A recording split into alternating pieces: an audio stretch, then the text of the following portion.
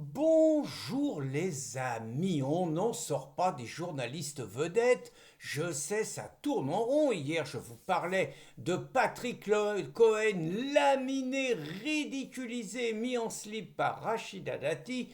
Et aujourd'hui, je vais vous parler de ma grande copine Léa Salamé, née à la Salamé. Alors je dis ça non pas pour signaler qu'elle est juive, hein, elle est d'une grande famille juive libanaise. Non, je trouve amusant que Allah Salamé ait changé son prénom pour s'appeler Léa Salamé, ce que je trouve très bien. Elle a montré sa volonté de devenir française, mais qu'en même temps, elle a passé son temps à dégueuler sur Éric Zemmour, qui lui-même expliquait que la marque de l'assimilation, c'était les prénoms français.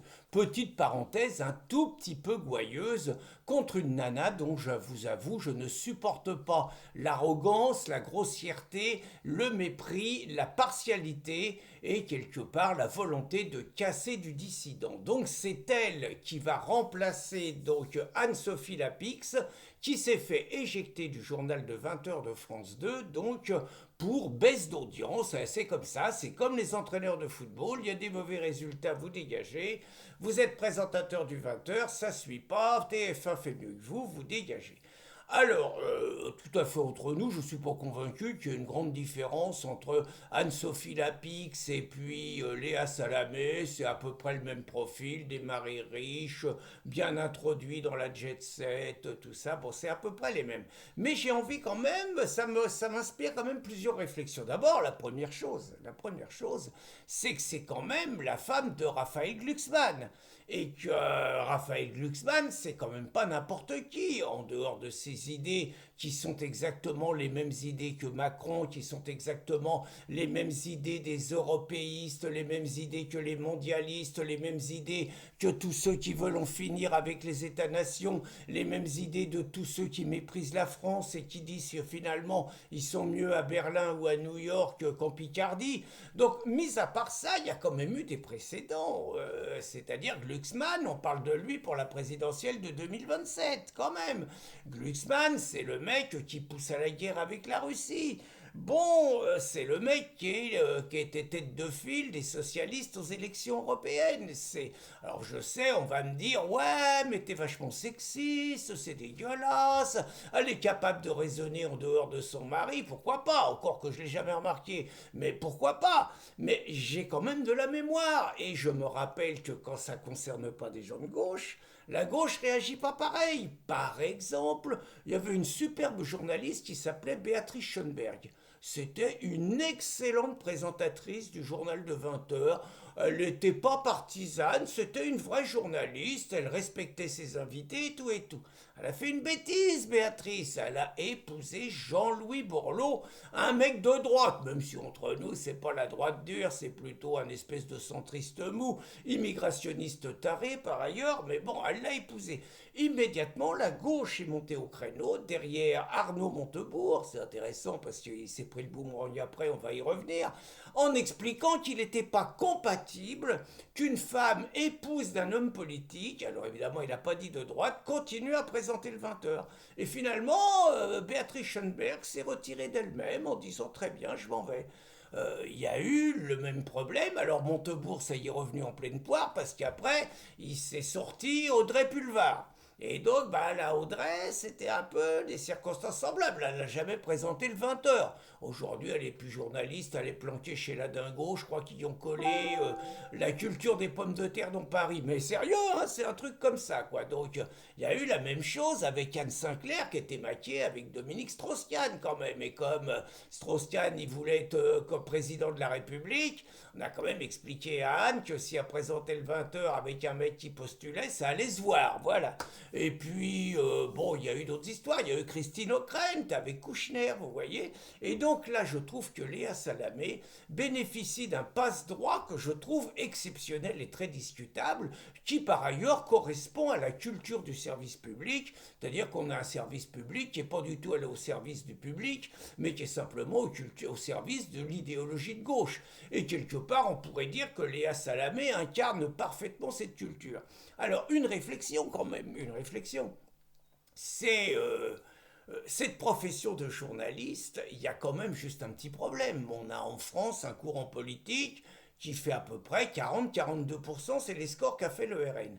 Vous n'avez aucun journaliste qui peut se réclamer des idées patriotes, que ce soit du RN ou que ce soit de Reconquête, dans une rédaction du service public, mais aussi dans une réaction des grands médias, dans une rédaction des grands médias subventionnés. Et pourquoi? Parce que vous avez la terreur idéologique des gauchistes et de la gauche en général, et qu'un malheureux journaliste qui oserait dire qu'il y a peut-être un problème avec l'immigration, que peut-être l'islam, le mec il se fait laminer, il se fait lyncher. Je vous rappelle que ce sont des journalistes, des sociétés de journalistes qui demandent la fermeture de CNews, qui ont demandé la fermeture de C8, qui ont demandé le licenciement de, comment il s'appelle, Ménard, Robert Ménard, qui ont demandé le licenciement d'Éric Zemmour alors qu'il n'était pas encore candidat. Donc vous voyez qu'il y a déjà quand même quelque chose qui ne va pas, c'est que tous les journalistes que vous voyez qui peuvent postuler et tout sont des mecs au mieux de gauche, mais en tout cas ne peuvent pas être des journalistes patriotes, identitaires, souverainistes, ça c'est pas possible. Et quand il y en a qui sévissent, c'est par exemple le cas de CNews encore, vous avez toute la profession qui se mobilise pour faire fermer CNews, parce que c'est quand même de ça qu'ils rêvent, comme ils ont rêvé de la fermeture d'Hanouna et qu'ils l'ont obtenue. Donc vous voyez, c'est la première réflexion. La deuxième réflexion, c'est que je m'interroge quand même quand je vois Léa Salamé, son agressivité, sa partialité, son arrogance face à des invités, je m'interroge pour savoir soit il va y avoir d'invités que des copains, et ça va bien se passer, soit il va inviter guillemets des dissidents. Je vous demande de regarder l'entretien que je vous ai mis avec Patrick Sébastien. C'est insupportable. C'est insupportable, son agressivité, son arrogance, ses mensonges, parce qu'en plus elle déforme ses propos, elle lui fait tenir des propos qu'il n'a jamais écrits. Je vous invite même à la regarder pendant 8 minutes face à Éric Zemmour par rapport à l'histoire de Pétain, par rapport à l'histoire des Juifs, et ça va me permettre de terminer là-dessus.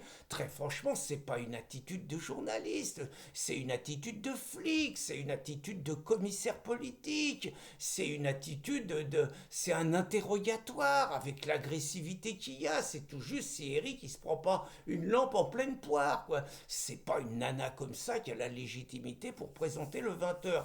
Alors comme on dit qu'elle est provocatrice, eh bien moi aussi je suis provocateur. Et donc je trouve que quelque part le retour, l'arrivée de Léa Salamé aux 20h sur France 2, eh ben c'est quelque part le retour de Radio Paris. Vous savez, Radio Paris qui était une réponse à Ici Londres et donc qui était ouvertement dans les années 40 la propagande officielle de la collaboration. Alors vous allez dire, attends c'est dégueulasse, t'as pas le droit de dire ça, tu traites ouvertement Léa Salamé de nazi. Pas du tout. Je sais qu'elle est juive, je ne doute pas qu'elle soit quand même légèrement anti-nazie, encore que je ne suis pas certain qu'elle combatte efficacement tous ceux dont l'idéologie est proche de celle des nazis, mais ça serait une trop longue discussion. Je trouve que Radio Paris, c'était la propagande officielle du régime. Et c'était la propagande officielle du régime au service de l'envahisseur.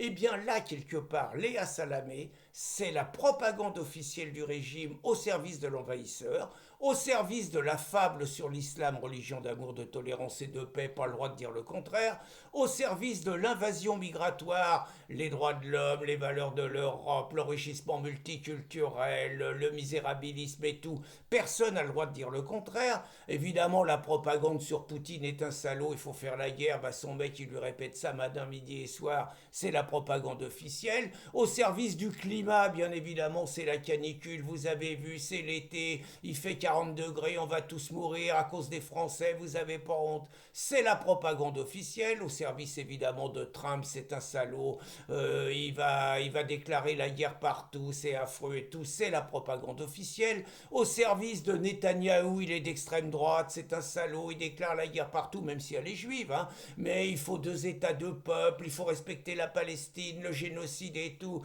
C'est la propagande officielle et au service de tout. Donc c'est pour ça que je me permets de dire, et j'assume mes propos, que Léa Salamé aux 20h, bah, c'est la continuité du service public et que quelque part c'est Radio Paris version 2025. Bonne journée les amis.